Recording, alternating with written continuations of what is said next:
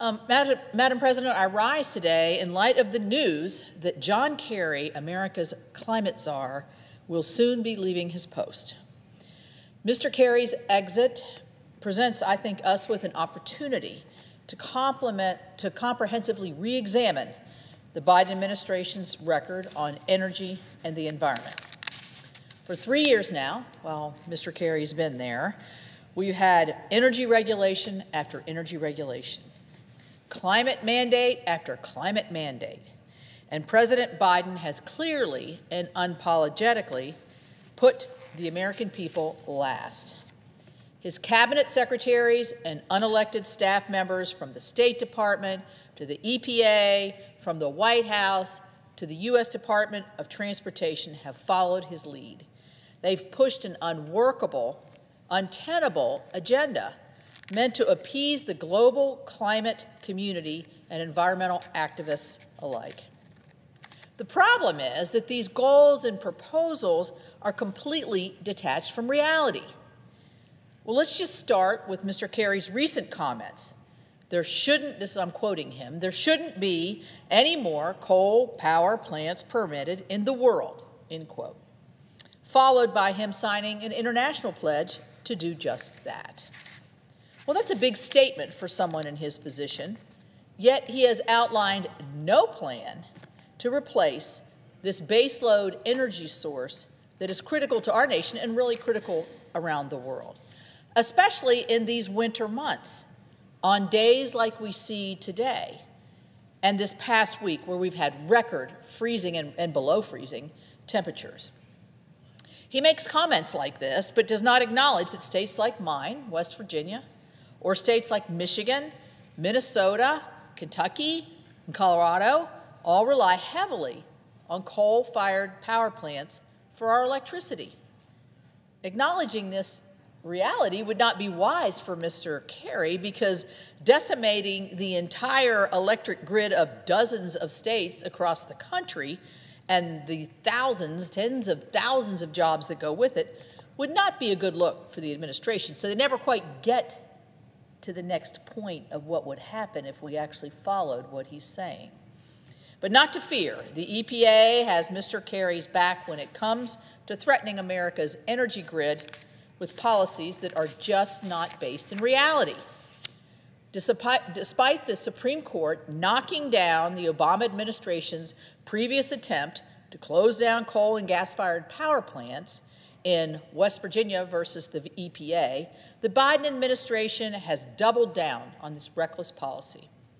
The Clean Power Plan 2.0 is again designed to prematurely force the retirement of these power plants and require the use of technologies that are not nearly ready for prime time.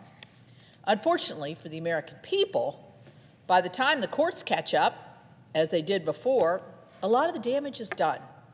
Jobs are lost, the electric grid is undetermined and undermined, and the lives of entire communities are disrupted. Believe me, I know this firsthand. We lived through this in West Virginia during the Obama administration, and I would not wish it on any other parts of this country. But the Biden administration is not stopping there. In a mind-boggling display of irony, the EPA is simultaneously pushing a rapid transition to electric vehicles. What do you have to use for that? That would be more electricity. So let's look at what happened this week. In Iowa, we saw how cold it was during the caucuses, below zero everywhere. Many Americans faced a cold snap this week across the country, but owners of EVs were stuck because, number one, the EVs couldn't hold a charge in the cold weather, and two, they found they couldn't even charge them at the charging stations.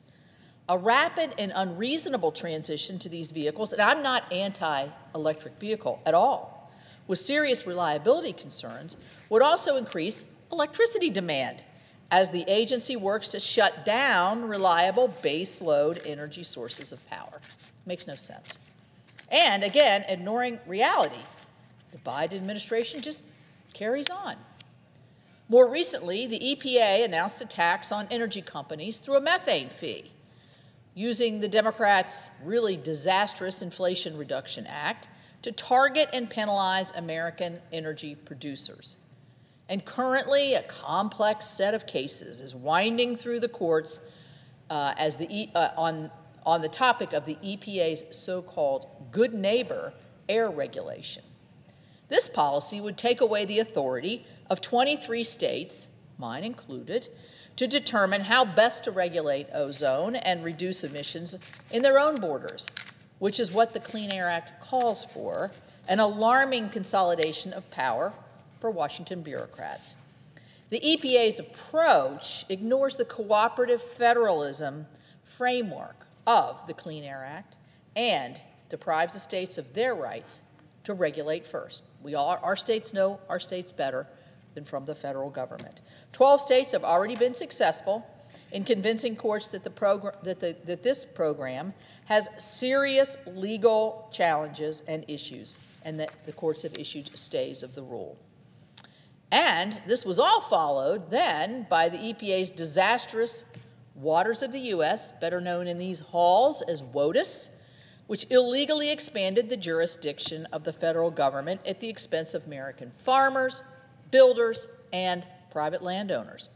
Unsurprisingly, this was roundly rejected by the Supreme Court, including a 9-0 agreement that the scope of the proposal went way too far.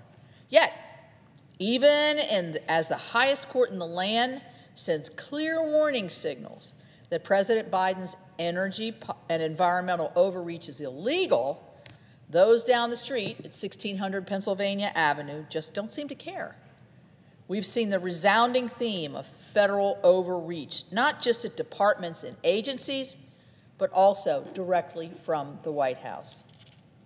As the administration is touting investments being made in our nation's infrastructure, a bill that I roundly and soundly supported and also helped to create, the White House Council of Environmental Quality, better known as CEQ, has actually proposed making it harder to build and complete these projects. So on the one hand, we're going to create a huge program for infrastructure.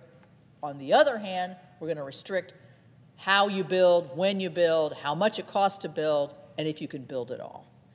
They've championed burdensome permitting rules and red tape regulations, none of which were agreed to by this Congress.